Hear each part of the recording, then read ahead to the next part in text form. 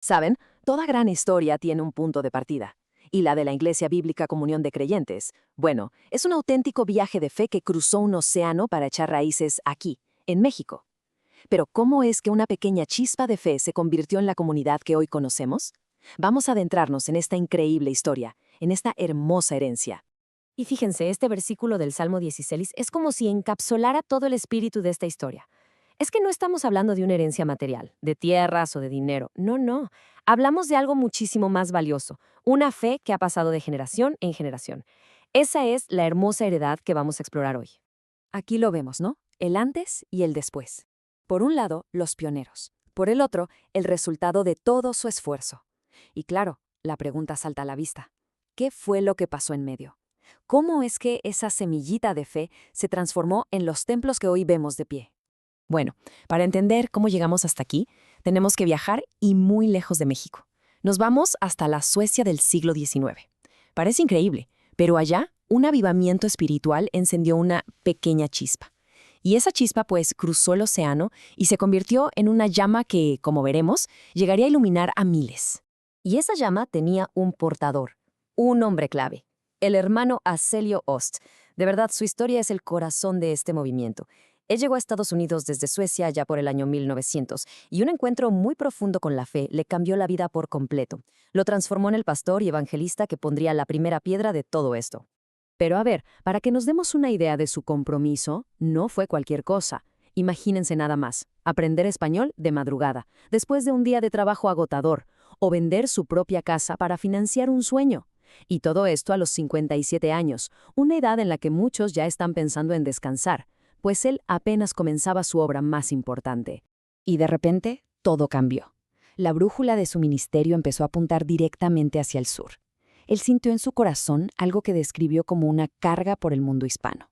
Fue un llamado que, simplemente, ya no podía ignorar, y que iba a redefinir no solo su futuro, sino el de miles de personas.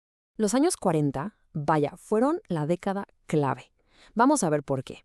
En el 43 arranca su ministerio hispano. Para el 45 ya lo tenemos en México, sintiendo lo que él mismo describió como un amor por los mexicanos. Su trabajo con los braceros también fue fundamental. Y todo esto llevó a que en 1948 se celebrara esa primera conferencia histórica. Ahí oficialmente nació el movimiento. Claro, con toda la visión del hermano Ost, él no estaba solo. Sería imposible. Un movimiento así de grande no lo construye una sola persona, ¿verdad? Fue impulsado por pioneros locales, hombres y mujeres de México valientísimos que tomaron esa antorcha y empezaron a formar las primeras comunidades de fe. A ver, vean estas fotos. Nos transportan, ¿no? Directo a esos inicios tan humildes. Y en esos rostros se ve más que esperanza. Se ve una convicción profunda. Cada una de esas reuniones, muchas veces en lugares súper sencillos, era un acto de fe que estaba construyendo los cimientos de algo muchísimo más grande. Y esto es súper importante, ¿eh?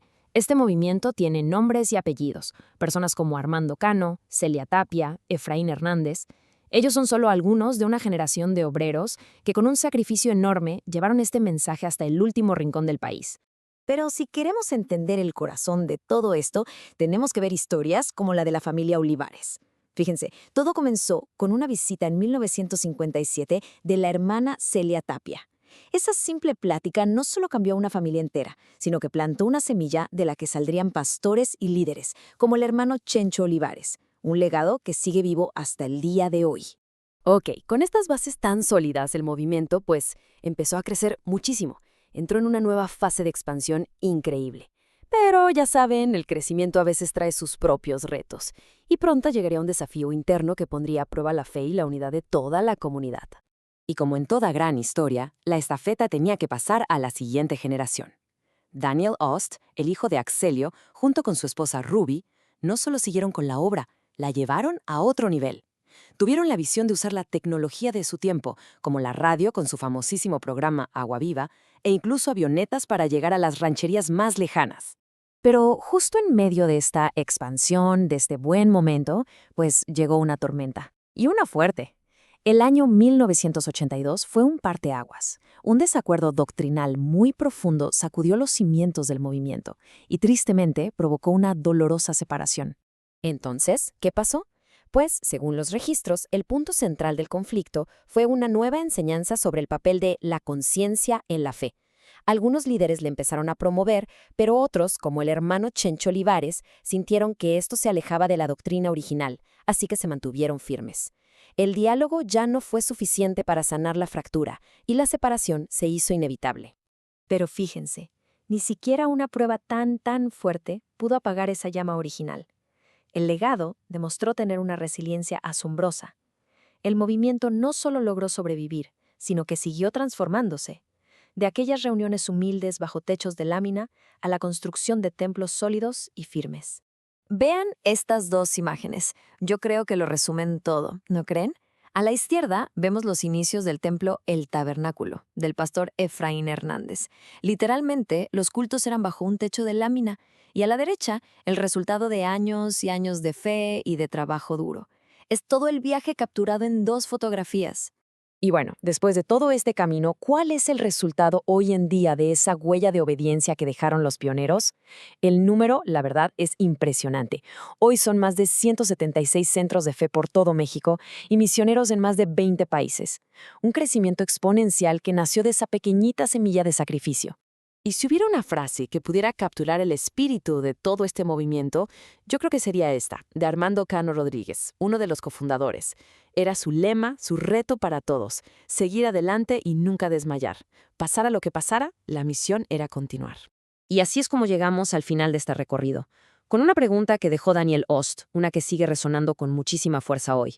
Conecta directamente todo el sacrificio del pasado con la responsabilidad que tenemos en el presente. La historia hasta aquí ya está escrita, pero la pregunta sigue en el aire.